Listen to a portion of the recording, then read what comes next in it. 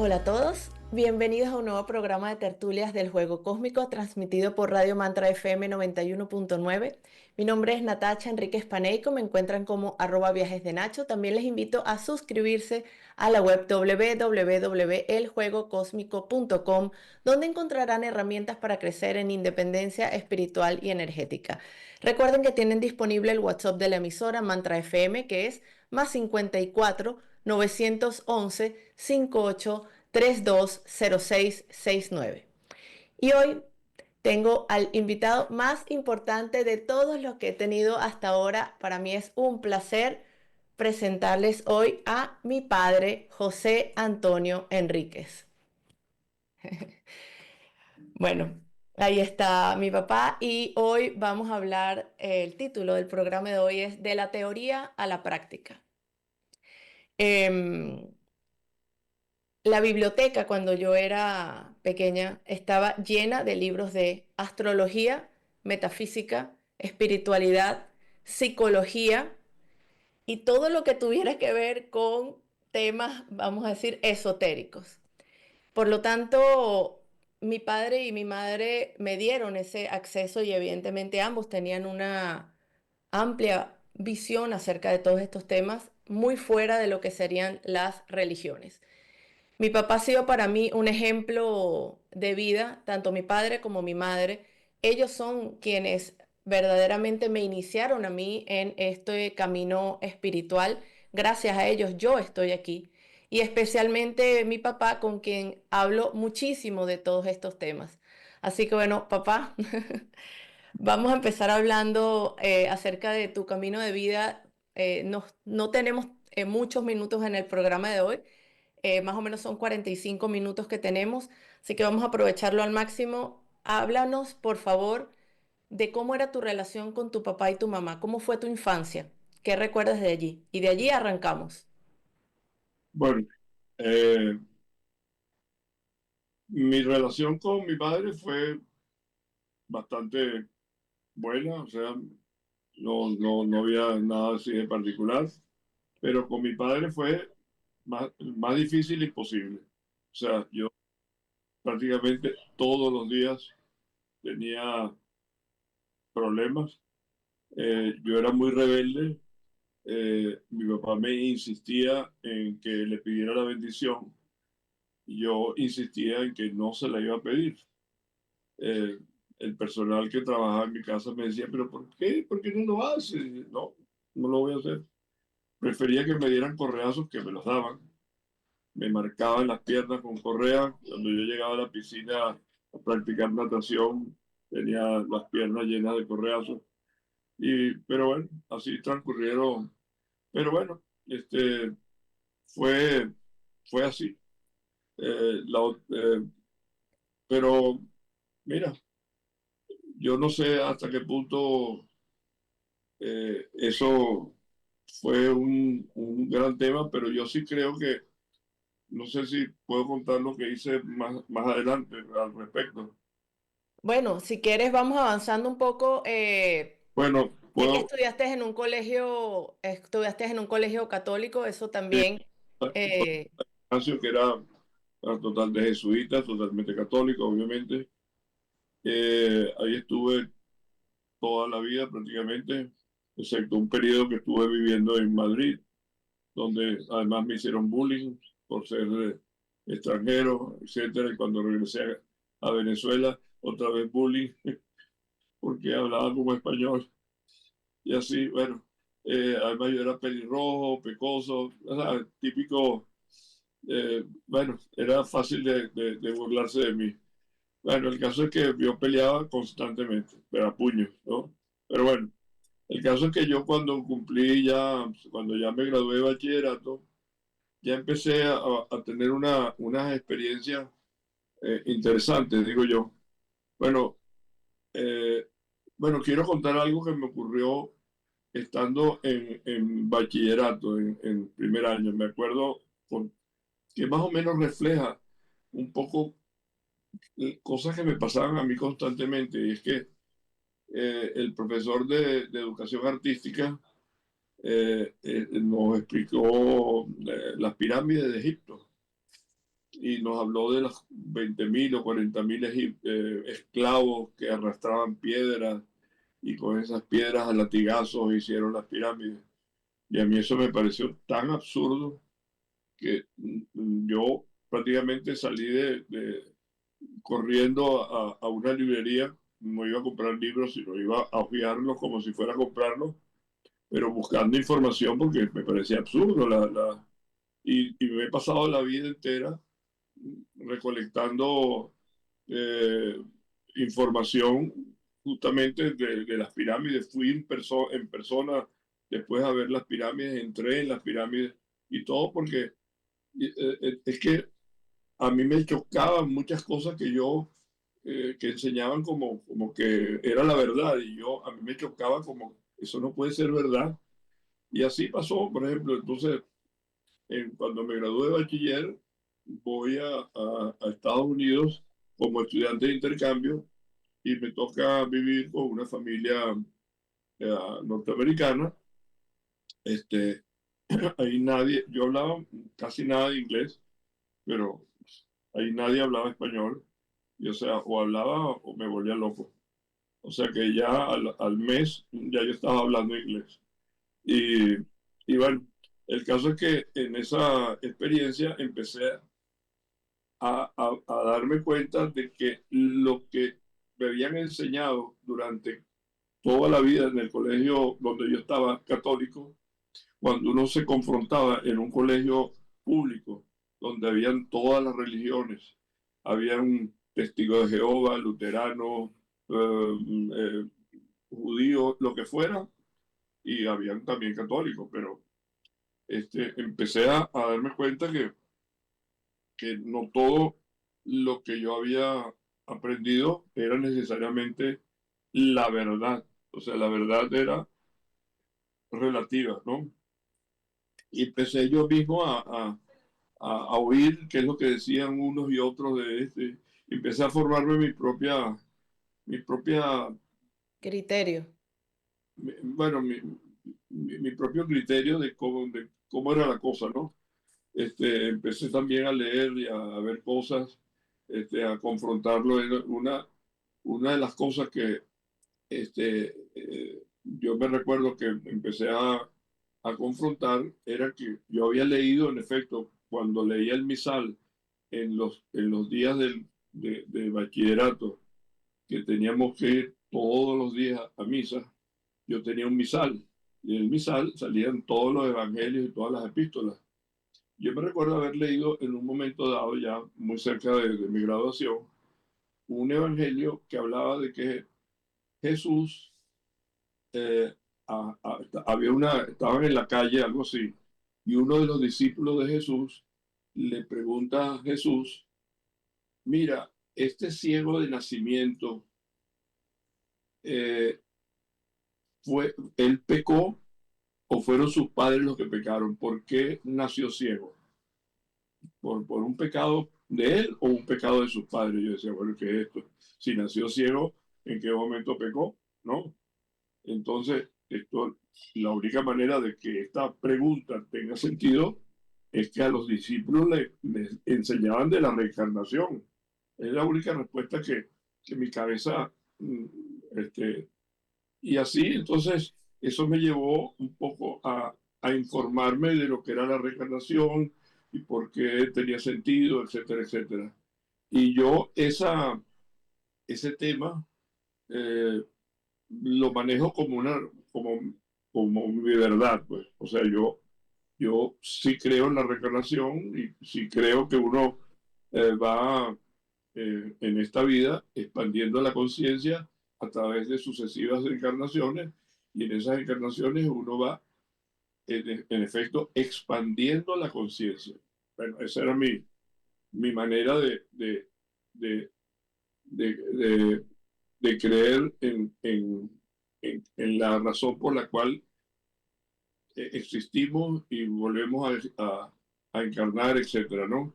Y, Ya, ahorita vamos a hacer una pausa aquí, papá, ajá, y vamos a ir hacia, sé que cuando hablamos justamente de tu papá, a ti esa parte, y esa es una de las partes más importantes justamente de esta conversación que estamos teniendo, es, y aquí les voy a hacer un preámbulo rapidito. Mi papá, pues como reflejo de ese padre que tuvo, tenía o tuvo, tiene, pero tuvo un carácter cuando yo era pequeña muy, muy fuerte. Es decir, eh, a pesar de que nunca nos agredió físicamente, su palabra era muy fuerte y los gritos en la casa, etcétera, eran verdaderamente abrumadores para nosotros como familia y evidentemente para mi mamá como su pareja. Y gracias a todo este proceso reflexivo que mi papá ha tenido en su vida, lo ha llevado a reflexionar acerca de sí mismo y de sus propias relaciones y cómo, en alguna medida, mejorarlas, porque llegó un momento en que él se enfrentó a que la familia se estaba fracturando debido a una actitud muy agresiva de parte de él, un carácter muy fuerte, y empezó a buscar ayuda. Entonces quiero que entremos allí, papá, para que nos cuentes un poco qué hiciste en ese momento. Bueno, vamos a decir, esos son ese tipo de casualidades que uno llama casualidades, pero no lo son.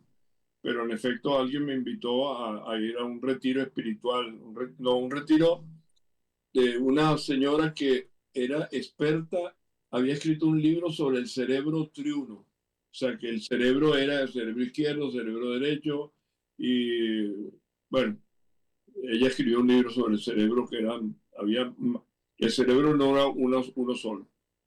Y yo me interesó, bueno, oye, vamos a aprender sobre el cerebro. Ahora yo soy tan inteligente que tengo que aprender sobre el cerebro. Total que llego ahí y así de una, como al primer día, la profesora me suelta así de un tirón y me dice, mira, tú eres insoportable. Tremenda bienvenida, ¿no? Y digo, bueno, ¿por qué? Porque yo estaba todo el tiempo preguntando, y pregunta, y pregunta, y pregunta, y la señora estaba abrumada por mis preguntas.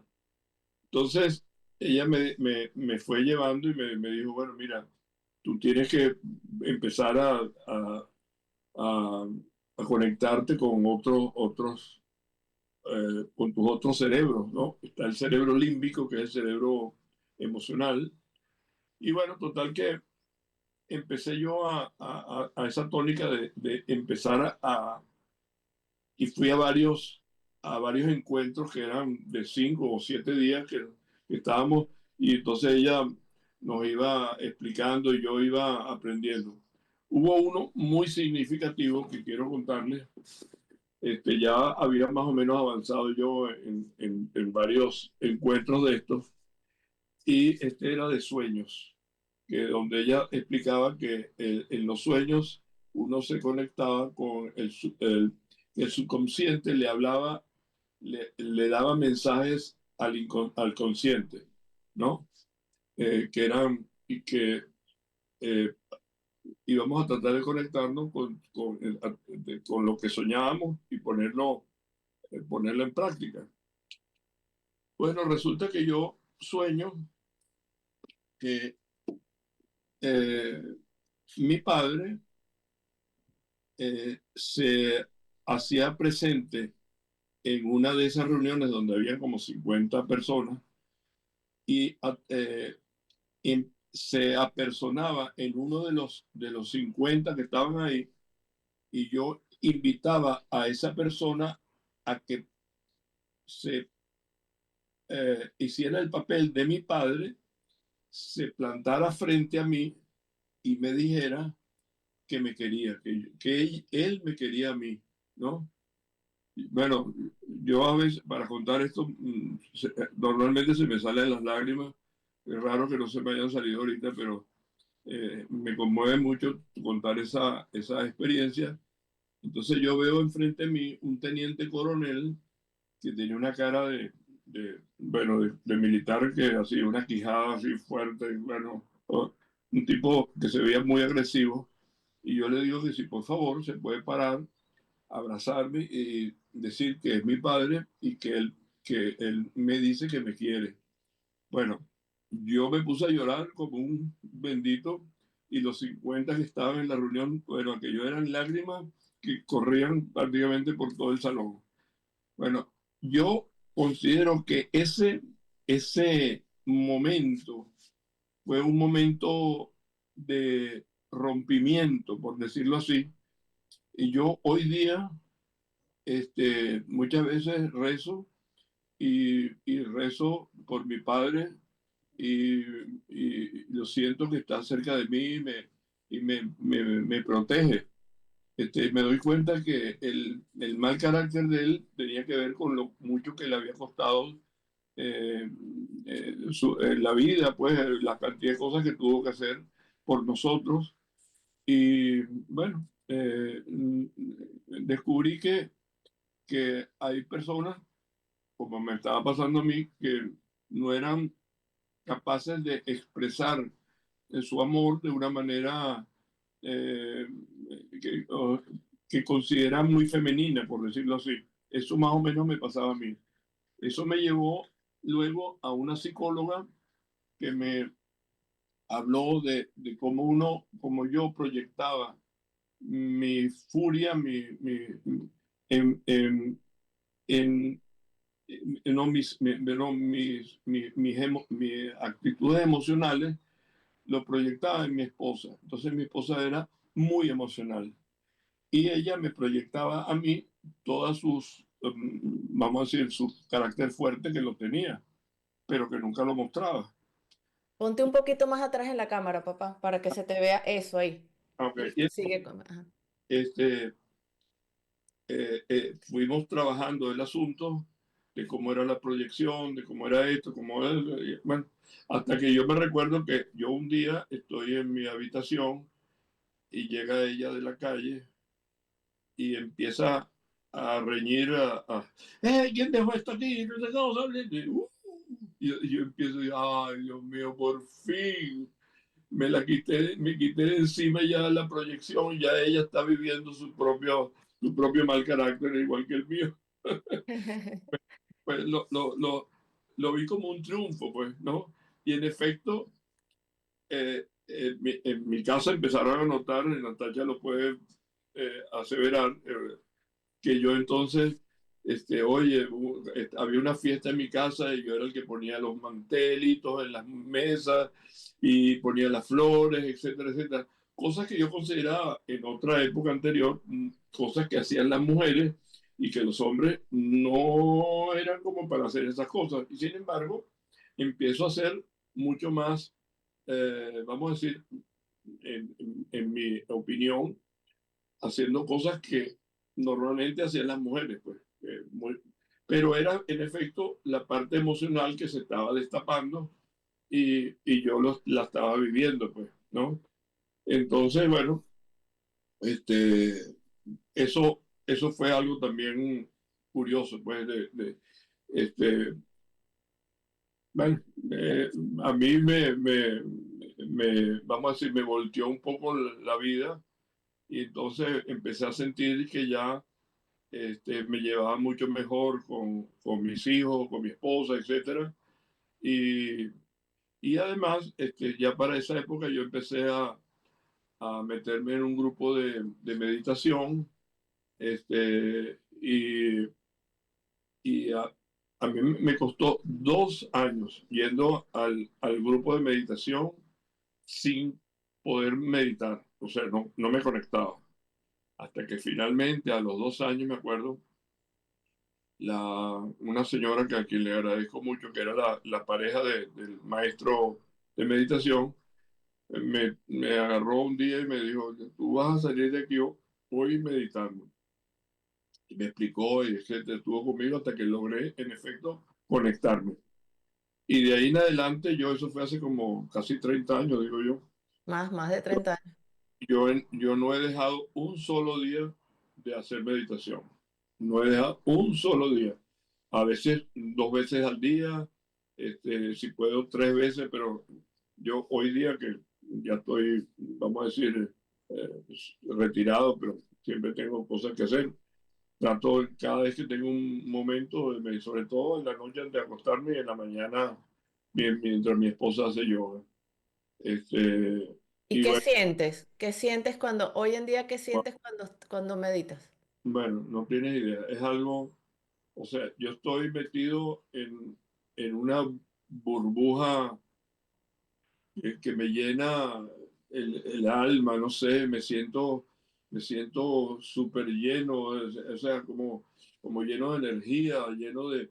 Es una sensación difícil de explicar, pero es súper agradable, o sea, además, o sea, yo veo como si la llama, yo trato de poner una vela, obviamente con los ojos cerrados yo no veo la vela, pero esa incandescencia yo veo que está en mis ojos, este, y hay como una energía, no sé cómo explicarlo, pero es algo Sí, muy sabroso. Y me doy cuenta de que cuando yo hago esto, me lleno de energía, pues. Eso es la cuestión. claro. Bueno, El suministro infinito sería. pero Sí. bueno, es, es total. Entonces yo, bueno, le voy a contar unas cosas que son curiosas que me han ocurrido en la meditación. Yo en mi casa, en Venezuela, yo meditaba en el salón y frente al salón había una ventana que daba al jardín. Eh, el año antes de yo venirme para España, se empieza a presentar un pájaro. Estamos hablando de las 6 7 de la mañana. Y ese pájaro se paraba en la ventana y empezaba a picotear la ventana. Y todos los días, o sea, si estuviera yo con mi esposa meditando o estuviera solo, el pájaro venía y tocaba, picoteaba la ventana y yo lo saludaba, etcétera, ¿no? Hasta que un día, este, le digo yo al pájaro así, mira, si tú eres mi mamá, picotea 3 veces y te vas. Hizo paca, paca, paca y se fue. Y volvió. Wow. Otra cosa curiosa que me pasó, te lo cuento, esto es más raro todavía, es que estoy yo, no le voy a contar todo el cuento largo, pero paso recogiendo a unas amigas que íbamos para una reunión eh, y cuando bajo al coche veo parado sobre el limpiaparabrisas una palomita blanca. Y yo no la parto, sino que como era cerca de la reunión donde íbamos, me estaciono y cuando salgo 2 o 3 horas después de la reunión, está la palomita blanca, ya es de noche, y estaba seguía parada en el mismo sitio. Wow. Y yo digo, oye, entonces las trae. Ponte un poquito para atrás, papá. Ah, estas se las trae. Entonces, eh, bueno, ya voy a mi casa, pero para ir a mi casa yo tengo que tomar una autopista, ¿no? Y bueno, estoy seguro que la autopista se va porque no puedo ir a 20 kilómetros por hora en una autopista. Y en efecto, cuando voy así, la paloma se va rodando por el vidrio delantero, va rodando, rodando, rodando, y hasta que desaparece. Y yo digo, ah, se fue. Pero veo que hay unos niñitos que están en el coche cerca, al lado mío, que le están diciendo a su mamá, mira, mira, mira. Y entonces digo, oye, la paloma está en el techo. Y hasta que por fin la veo cayendo por el vidrio trasero, mi coche tenía rompevientos. Ese es como un paral que, bueno, un rompevientos, no sé si. Y veo que ella se engancha en el rompevientos y no se sale de ahí. Wow, y digo, bueno, mira qué insistencia. Bueno, total que llego a mi casa con la palomita y le digo, mira, mi esposa, mira, este, mira, perdona, a mí me gusta hacer chistes, o sea, me gusta hacer juegos de palabras. En Venezuela al órgano sexual masculino le dicen la paloma. Y entonces le digo yo a mi esposa, en son de broma, le digo, mira, tengo la paloma para, ay, pero ¿qué te pasa? Y digo, mira, pero mírala, mírala, mira, digo, mira, está ahí, ay, ¿verdad? ¿Qué hace? Bueno, no sé qué, me ha seguido todo el tiempo, ay, qué belleza. Bueno, total que pasa la noche, amanece y está la palomita, seguía parada en el mismo sitio. Y mi esposa dice, voy a buscar una jaula. Apenas dijo la palabra jaula, se fue inmediatamente. Eso a mí me dejó impactado, impactado totalmente. Yo lo he aceptado como una señal de que tengo protección. Y yo creo que yo la tengo. Me ha, vamos a decir, mi vida me ha enseñado que hay cosas que me pasan a mí que no son normales. O sea, cantidad de cosas, decisiones que, Sincronías, sí, sincronías. ¿Qué te ocurre? decisiones que tomo que, que son absurdas y resulta que son perfectas. Este, causa que me pasan muchas cosas así. Mira, Este, y, vamos, vamos a hablar ahorita porque nos quedan 15 minuticos. Quisiera adelantar un poco, pero una de estas cosas, ajá, déjame explicar qué quiero decir con esto. Y es que, por ejemplo, eh, aquí en Valencia ocurrió un incendio. a eso es lo que quería llegar, hasta ahí. Ajá. Aquí en Entonces, Valencia, ajá, ese incendio implica que el edificio donde yo vivía como inquilino se quema todo el apartamento se quema y yo pierdo todo. Todos mis papeles, todos mis documentos, todos mis abrigos, todo, ¿no? Hay cosas que me da mucha rabia haberlas perdido, pero bueno, lo perdí todo. Me quedé con lo que tenía puesto. Afortunadamente el coche que estaba en el sótano, yo logré sacarlo inadvertidamente porque yo salgo y me encuentro con que están los bomberos y no sabía qué estaba pasando y cuando volteo así veo que el edificio se está quemando. Bueno, el caso es que mi esposa y yo nos salvamos, pero ponte un eh, poco hacia atrás, ah, ponte hacia atrás. ah, Ajá, ahí, ahí. a raíz de eso, estoy unos días después, estoy eh, comprando en un automercado y salgo del automercado y veo a un mendigo en la puerta. Yo jamás en toda mi vida le había dado limosna a un mendigo, jamás, porque consideraba que eso no era bueno. Pero algo dentro de mí muy fuerte me decía, pregúntale que si tiene hambre. Entonces me paro y le digo, ¿tienes hambre? Me dice, sí, claro. ¿Quieres que te compre un sándwich? ¿A qué quieres que te compre? Me dice un sándwich y un refresco. Me regreso al automercado, compro un sándwich, compro un refresco, salgo al automercado, se lo doy al mendigo y cuando voy caminando de regreso, ya después de haber hecho eso, había Pepe Grillo aquí en la cabeza, me picoteaba y me decía, viste lo que es ser mendigo. Estás aprendiendo, ¿verdad? Porque la cosa no es así tan fácil, ¿verdad? Mira cómo vive mucha gente que no tiene ni para comer, ni tiene techo, etcétera. Estás viendo cómo es la cosa, ¿no? Claro, porque tú, una acotación, porque claro, después de que pierdes toda la parte material, el apartamento, ahorros que tenía en su caja fuerte, etcétera, entra en un momento en el que allá, y si quieres puedes explicar eso, allá en España hay unos lugares en los cuales tú puedes No, agarrar hay unos lugares, no, el ayuntamiento en la basura, pues. nos da tenía por casualidad otra vez, una casualidad buena para mí, pero a los que estábamos en el edificio como inquilinos o como lo que sea, habilitan un edificio que acaba de comprar el ayuntamiento y nos lo prestan a nosotros. Y la gente empieza a tirar en el piso, en el pasillo de entrada del edificio, empiezan a tirar ropa de invierno, etcétera. Yo por primera vez en mi vida veo que yo estoy actuando como mendigo. Empiezo a recoger ropa del piso para vestirme yo. Yo digo, o sea, en mi vida yo hubiera hecho eso. agarrar ropa del piso, ropa usada, y ponérmela yo bueno, pero es que no, era eso o pasar frío horrible de invierno. Estamos hablando del mes de febrero, un mes muy frío en España.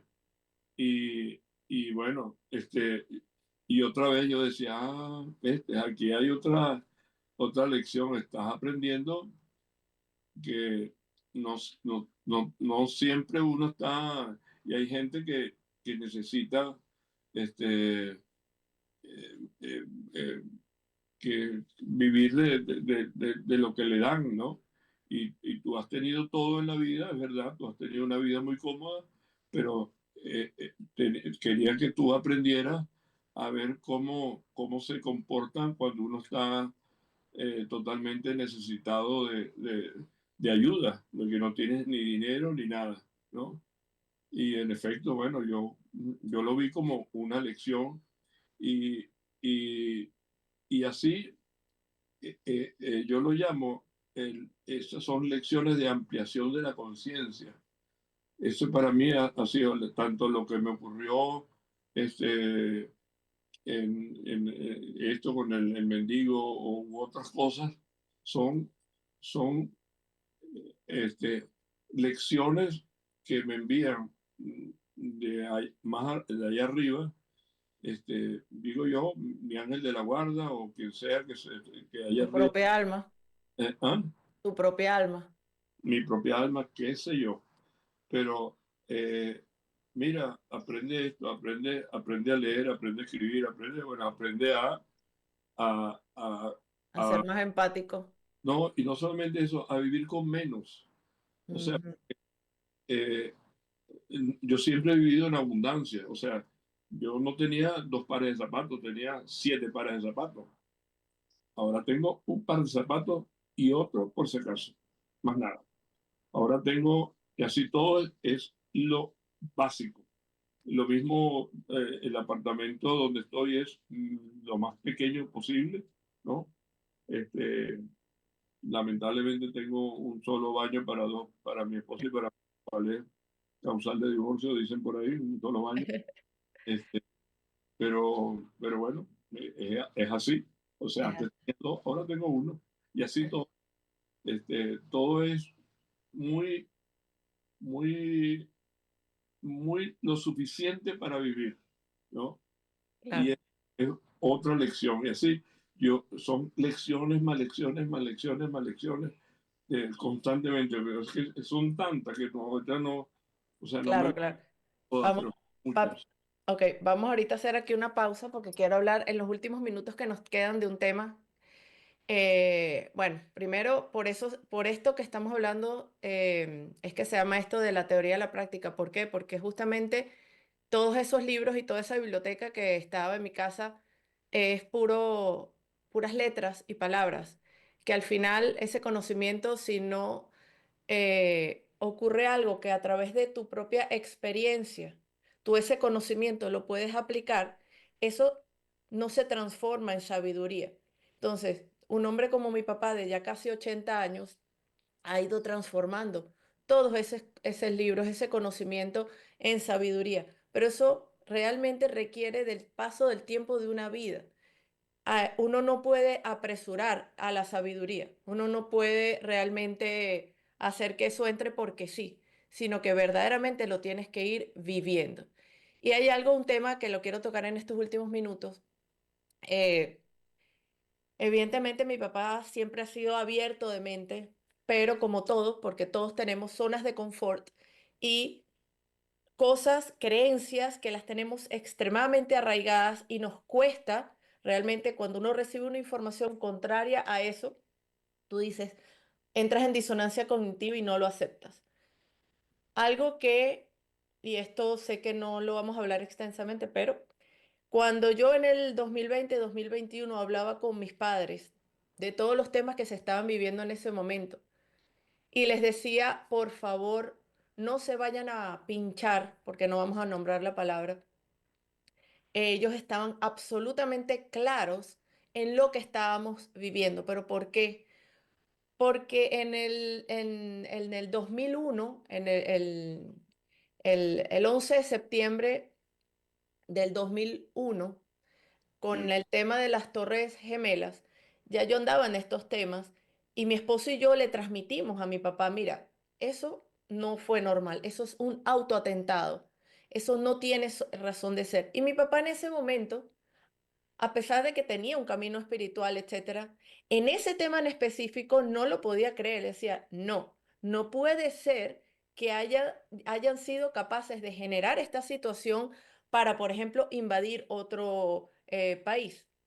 Entonces, pero gracias a todo el camino recorrido, y eso es lo que quisiera que hablaras aquí en estos últimos minutos, de ir ampliando tu conciencia a todos estos temas, es que tú estabas preparado en el sí, 2020, 2021 totalmente. para irte en contra del sistema. No, no solamente contra el sistema, sino soportar el, el ¿cómo te digo? Yo paso a ser la oveja negra. Yo paso a ser mis compañeros de graduación de bachillerato, que había médicos, etcétera, paso a ser la oveja negra. Ay, ¿cómo te atreves a decir eso? Ay, que estás loco, no sé qué cosa.